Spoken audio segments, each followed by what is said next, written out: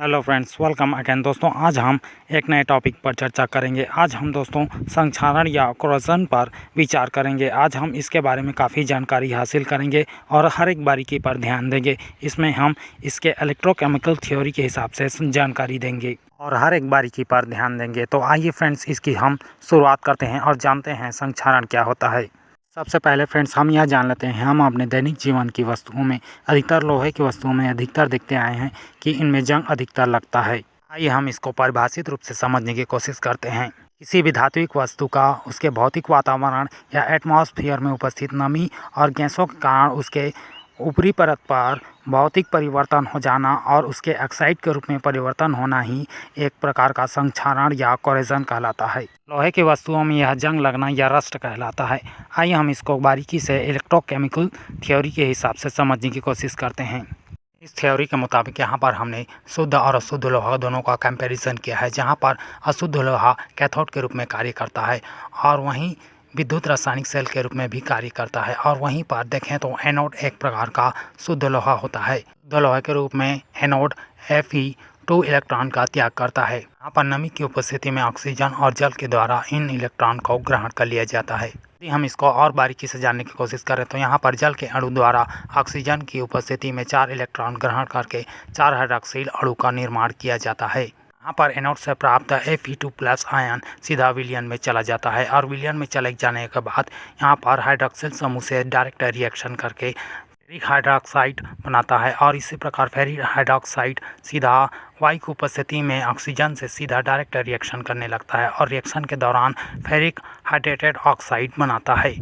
हम इसको बारीकी से समझने की कोशिश कर रहे हैं। यहाँ पर केमिकल रिएक्शन के माध्यम से देखें तो यहाँ पर फेरिक हाइड्रोक्साइड ऑक्सीजन की उपस्थिति में जल और लिक्विड स्टेट में सीधा रिएक्शन करके फेरिक हाइड्रेटेड ऑक्साइड बनाता है, जो रस्ट कहलाता है।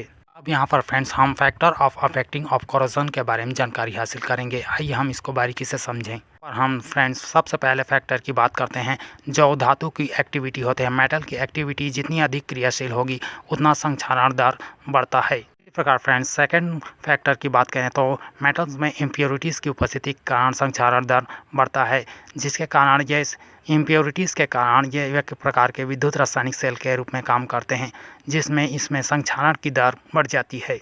इसी प्रकार फ्रेंड्स, तीसरे फैक्टर की बात करें तो तीसरा फैक्टर एटमॉस्फेयर पर डिपेंड करता है। एटमॉस्फेयर में जितने सल्फर डाइऑक्साइड और सल्फर का ट्राइऑक्साइड और कार्बन डाइऑक्साइड या ऑक्सीजन या नमी और खारापन की उपस्थिति के कारण यहाँ पर संक्षारण दर मेटल में सबसे ज़्यादा बढ़ जाता है। इसी तरह एटमॉस्फेयर यदि अम्लीय हो तो संक्षारण दर में वृद्धि होती है और यदि क्षारीय हो तो संक्षारण दर में कमी होती है। इसी तरह चौथा फैक्टर की बात करें तो चौथा फैक्टर मेटल के डिस्टॉर्शन पर निर्भर करता है। यदि मेटल चिकनी सतह वाला हो तो वहाँ पर रस्ट कम लगता है और संक्षारण दर में कमी आती है।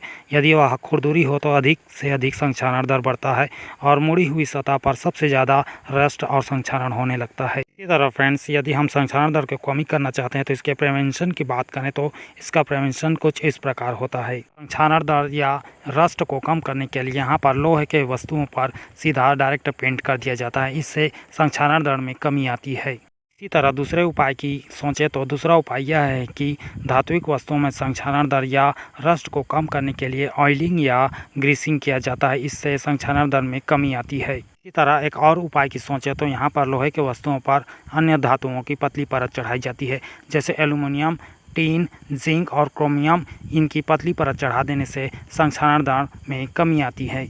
इस प्रकार फ्रेंड्स, यह वीडियो कैसा लगा हमें प्लीज़ कमेंट करके अपनी राय ज़रूर दें। यदि आपको वीडियो अच्छा लगा हो तो वीडियो को लाइक एंड शेयर करना ना भूलें और चैनल को सब्सक्राइब करके ज़रूर जाइए। थैंक यू दोस्तों।